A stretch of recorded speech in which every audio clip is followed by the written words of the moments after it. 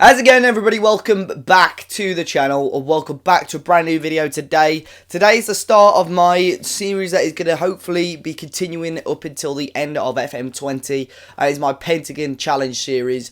This is going to be seasonal updates, unless things get a little bit tastier. But yeah, my idea is to play the seasons offline. Maybe further down the line it's something we could look to stream, but at the moment all offline, and then at the end of each season I'm going to be doing a seasonal review. Fingers crossed, I'm going to be hoping, time depending, that I can try and do one a week, so try and do a season a week. And yeah, I'm going to hopefully enjoy this. Hopefully you guys will enjoy it. Let me know your thoughts. Let me know if you've completed this challenge before. Basically, if you don't know what the Pentagon Challenge is, it's to start off unemployed in game with the lowest qualifications and past experience possible and try and win the 5 Champions Leagues. So that's European, South American, North American, African and Asian. And what we're going to do, we're going to jump into it. So this is my Season 1 review of my effort and my attempt at the Pentagon Challenge. So, I don't know where to start really. Let's start on my profile screen, I suppose. This is me as a manager after Season 1. And as you can see, I'm currently at a team in the first Chinese division, so sort of the second division in China, with a team called Meisu or Misu. Still unsure how to fully pronounce that, but at the end of Season 1 it's November 2020, so their seasons run at sort of awkward times. I think it runs from like February to November, and then quite a big gap towards the end of the year and so on. But took me a while to actually first get a job, because in game we're just over a year in now already, so it took me a long while to get a job. Applied for various jobs in various leagues. In my head, the first nation or the first continent I wanted to tackle really was Africa, but it was just a chore just trying to get a job. So I thought to myself, you know, we'll get a job, get our reputation up a little bit, which it has climbed a little bit, and just go from there really and see what we could do. So Season 1 was with Meisu or Misu. Great budgets, great finances. Team was a little bit on the low side. Basically, long story short, we actually took charge at the end of the previous season, which I'll show you shortly in a minute. But as you can see, my career stats as a manager so far are actually pretty decent. 38 games, a 57% win percentage, 22 games won, 8 drawn, 8 lost, and a decent goals for and against. Defensively, we're pretty good, to be honest, a plus 34 goal difference. So I don't know where to start really. So I'm going to start with, let's go, homepage. As you can see, first season in charge in the league. We finished 3rd, which I'm really happy with. I'm a little bit annoyed that there's not some sort of playoff or 3 teams don't go up, but really happy with a 3rd place finish. A little bit annoying because we were sort of battling Wuhan and Tianhai for the majority of the season, but unfortunately we fell short just with that little bit of quality. Although our goal difference, as you can see, second best in the league. Wuhan were miles better than any other team, but we ran Tianhai quite close, to be honest, and as you can see, 65 points in the end. Pretty disappointing, but better than what was going to be a relegation battle. That's what the players and that's what the board thought maybe a mid-table season, and for me to finish 3rd, I'm very happy with that. Let's go. Well, I'm going to show you the previous season. So I actually took over in this season here. Misu were 15th or 14th. So we were in the relegation zone with 2 games to go. I think we were 14th. And we smashed it. Our first game was like a 7-1 win, or something ridiculous like that. We won the second game, so we remained in the Chinese national first division, and obviously went on to this season here, the 2020 season. So I'm going to quickly show you players that I bought in.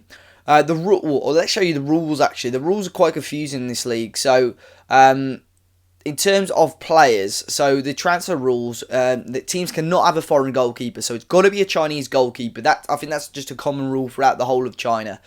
Teams can sign no more than 5 domestic over 21 players in a season. So that's players from Hong Kong, Macanese, China Taipei, or Taipei. Really apologise for the pronunciation. You can't sign any more than 8 domestic players in a season. And then the actual squad rules themselves with foreign players. Where are we with foreign players? Oh, this. There we go. This is it. Your match rules. You must have at least one under 23 Chinese player in the starting 11. The squad cannot have any more than 4 foreign players, which includes Hong Kong and so on, these countries. So in theory, you can only have 3 foreign players in the squad, and only 2 can be in the starting 11, which is a little bit annoying because I'll go on to it a little bit more towards the end of the video. So let's look at the transfers. So as you can see, there's a transfer going on there. Let's look at the transfer history. So players that left straight away, there was a star player which I saw in the squad. This guy here, Dorielton. He was in the squad when I first joined, and he had a pretty decent record, but he actually wasn't registered when I first managed the club. And I thought, you know what, I sort of, because of the restriction with foreign players, I want to sell this guy and sort of bring my own players in, really. So that's what I did. Got 450k for him. He had big wage. You can see now he's up 30k a week, which is ridiculous. He's actually transfer listed, but managed to grab 13 goals for Wuhan. Well, they won the league, so that's the type of player he was. He was a great player. And we got a big amount of money for him. We sold off a couple of players as well.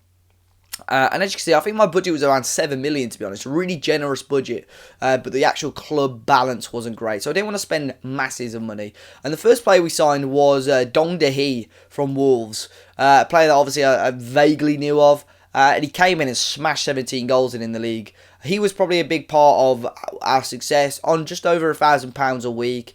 Valued now at 110k, but a great player. Mentally, he's not fantastic, but technically and physically, for this level, at a young age, he's got exactly what you need. You've got someone with a decent finishing attribute, and physically, he's got a little bit of pace to him as well. So that's a massive signing for us. Star player, and he was the man, really.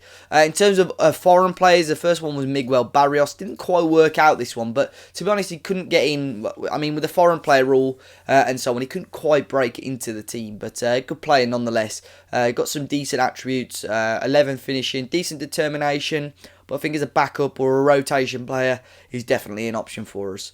I'm going to move on to what in my opinion is one of my craziest signings. Just 60k, a guy called Carlos. Came in from Pense. I was just scrolling really through some of the youth setups in some of the international levels, and I found this guy in the Brazilian under-18s.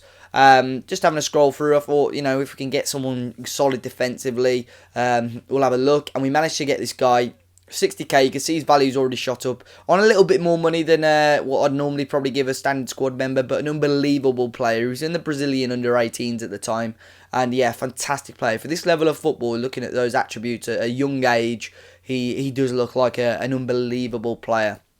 I don't want to go through players and so on too much, because at the end of the day, I'm going to go through this video and then we'll probably be at a new club in the next video anyway. So, you know, this roughly, you know, this is the team. These are some of those two are probably the key players that we signed.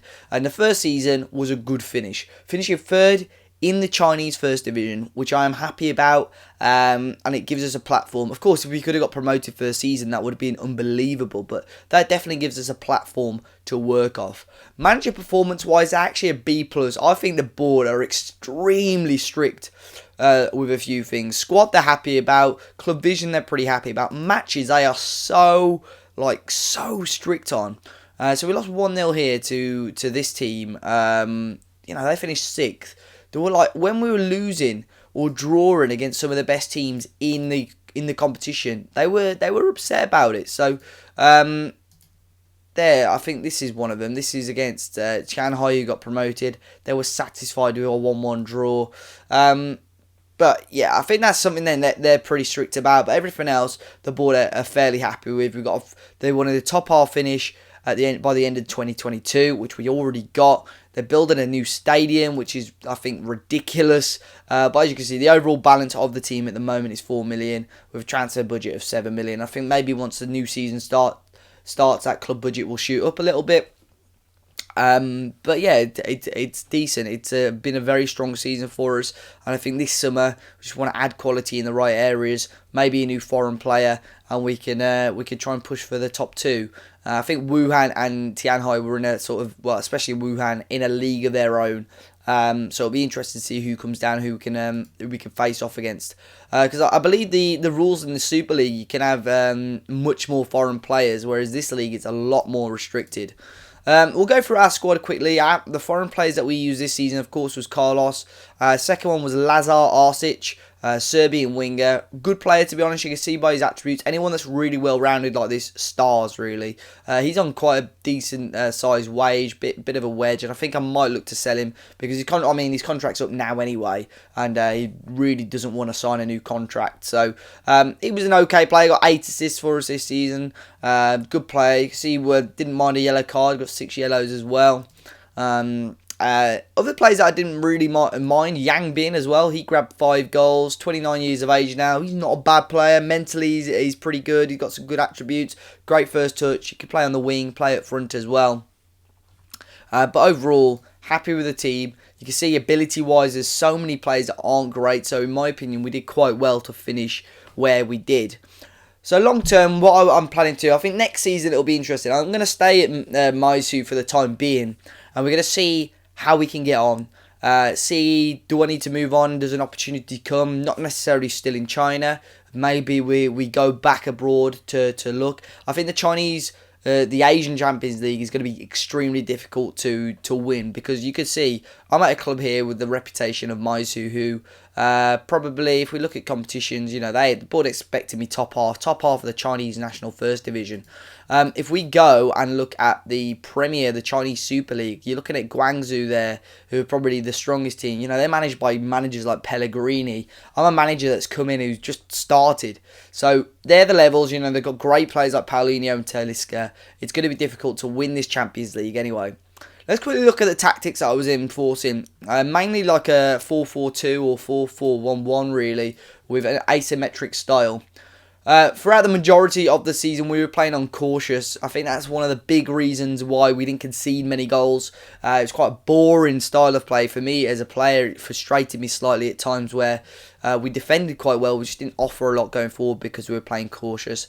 Last couple of games of the season, we played with a positive mentality, and we ended up getting some two decent wins really. So I think next season that's something that I'm going to use a lot more, positive mentality.